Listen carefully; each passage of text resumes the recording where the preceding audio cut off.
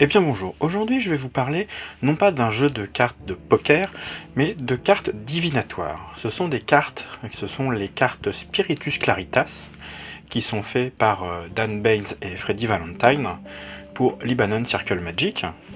Ce sont des très jolies cartes, et je vais en profiter par là même, pour que cette présentation du jeu de cartes ne soit pas trop monotone, pour vous présenter un tour, une divination qui remonte à peu près au début de la magie, mais qui a été popularisé par David Copperfield lors d'une émission de télévision. Ce sera donc quelque chose d'assez interactif auquel vous pourrez participer. En espérant que cette présentation et cette petite démonstration vous plaisent. A tout de suite! Et bien voilà, je vais donc vous présenter ces fameuses cartes Spiritus Claritas.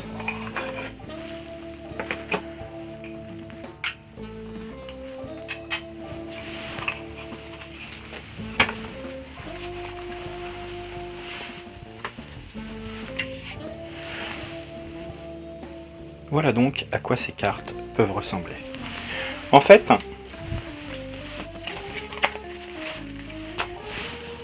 il s'agit de cartes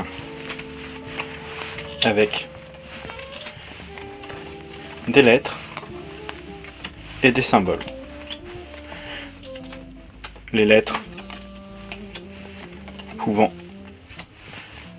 représenter ou remplacer une planche de Ouija, et les symboles permettant, à la manière des arcanes du tarot, de pouvoir faire de la divination avec les symboles associés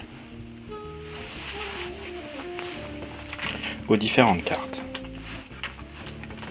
Et comme je vous le disais, je ne vais pas me contenter de présenter ces cartes qui ont toutes un très bel aspect.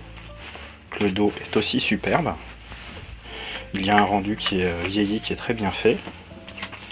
La police, je trouve, est très à propos. Et les illustrations sont toutes dans le même ton et donnent un ensemble très cohérent. Ce que l'on pourrait regretter, c'est que les cartes ne soient pas vieillies sur le côté, mais chacun peut faire ça comme il l'entend après. Ça ne posera pas de problème. Comme je vous le disais, je vais en profiter pour vous faire une petite divination, pour vous dire votre avenir. Et comment fait-on pour dire l'avenir avec un tirage de cartes? Alors, comme tous les tirages au tarot, on commence souvent par tirer les cartes représentant le passé. Mais comme je ne connais pas votre passé, je vais utiliser ces cartes qui ont juste un œil, qui n'en présentent aucun symbole. Je ne sais pas ce qui a pu vous arriver par le passé. Mais ça ne va pas vous embêter. Je vais prendre des cartes au hasard. On va mélanger un peu le paquet. Et on va prendre des cartes. On va former comme une sorte d'horloge, puisque finalement, la vie est un peu comme le temps qui passe. Plusieurs symboles, le symbole de l'amour, le caducée des médecins qui peut représenter une maladie, la clé, peut-être un secret que vous cherchez, le feu, un incendie, quelqu'un qui vous déclare sa femme, le pistolet, peut-être un meurtre, partition de musique, la vie est peut-être une grande mélodie pour vous, un point d'interrogation, qui sait ce que nous réserve l'avenir, un masque de la commedia dell'arte, la vie est-elle une comédie ou une tragédie? En parlant de la tragédie, autant laisser la possibilité d'avoir aussi la comédie. Le symbole du Christ peut être une illumination, des livres, peut-être un grand savoir, qui sait, ou la fin de vos études. Je vais commencer cette divination en vous plaçant ici, au début de votre passé. Pour savoir ce qui va vous arriver, je vais lancer ce dé. Car ne dit-on pas que l'on joue son destin au dé parfois? 4. On va le lancer une deuxième fois parce que, même au hasard, on aime tous avoir une deuxième chance. 5. Si on additionne les deux résultats que l'on a eus, on obtient 9. 9 auxquels il faut ajouter ces 3 cartes du parcours. On obtient 12. Voilà donc un chiffre qu'il faut retenir. Vous pouvez faire la même chose chez vous. En fait, ce chiffre, moi, ne va me servir à rien. Par contre, vous, je vous invite soit à lancer 2 fois un dé, à l'additionner et à ajouter 3, ou, si vous n'avez pas de dé avec vous, à choisir un chiffre entre 5 et 15, au hasard, complètement au hasard, ce qui revient exactement à la même chose que d'avoir lancé 2 fois ce dé. Une première fois votre vie jouée au hasard, et une deuxième chance qui vous est accordée. Et ensuite, nous allons donc parcourir ce qui vous est passé, en déplaçant soit votre doigt, ou dans votre imagination, du nombre que vous avez choisi. Moi, je suis tombé sur 12. 1, 2, 3, 4, 5, 6, et ainsi de suite.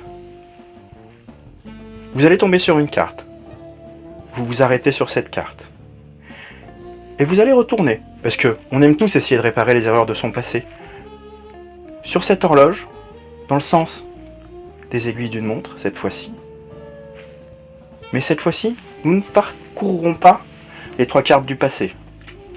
Parce que, quelles que soient les erreurs ou ce que l'on a fait dans le passé, il est impossible de revenir en arrière. Et vous revenez en arrière. De la même façon, vous étiez arrêté sur une carte. 1, 2, 3, 4, 5, et ainsi de suite. Du nombre que vous avez choisi ou que vous avez obtenu avec les dés. Et de là, je peux déjà vous prédire quelque chose. Je sais déjà qu'il n'y aura pas de tragédie pour vous. Je sais aussi qu'il n'y aura sûrement pas d'illumination divine. Sûrement pas de crime non plus. Le chien, qui représente un ami fidèle. Sûrement pas un ami qui va réapparaître. On sait jamais, cela peut arriver, mais ce n'est pas ce que ma prédiction vous réserve. Maintenant, on a beau parcourir son futur, essayer de réparer ses erreurs du passé, il y a toujours un moment ou un autre où un événement vient perturber ce qu'on avait prévu. Et cet événement, aujourd'hui, c'est moi. Je vais vous demander de vous déplacer 4 fois, dans n'importe quel sens. Vous suivez l'horloge, 1, 2, ou dans l'autre sens, 1, 2, et ceci 4 fois. Et vous savez ce qui est étrange ? C'est qu'en vous déplaçant de 4 cartes, dans n'importe quelle direction, il n'en ressort qu'une seule chose. C'est que je sais que vous êtes tombé sur le point d'interrogation. En effet, l'avenir n'est jamais écrit, il n'est que ce que vous en faites. Et surtout, ne laissez pas quelqu'un qui prétend lire dans votre avenir vous dicter ce que vous devez faire ou ne devez pas faire. L'avenir ne vous appartient qu'à vous, et personne ne peut vous le prédire. En espérant que cette petite démonstration vous aura plu, à bientôt!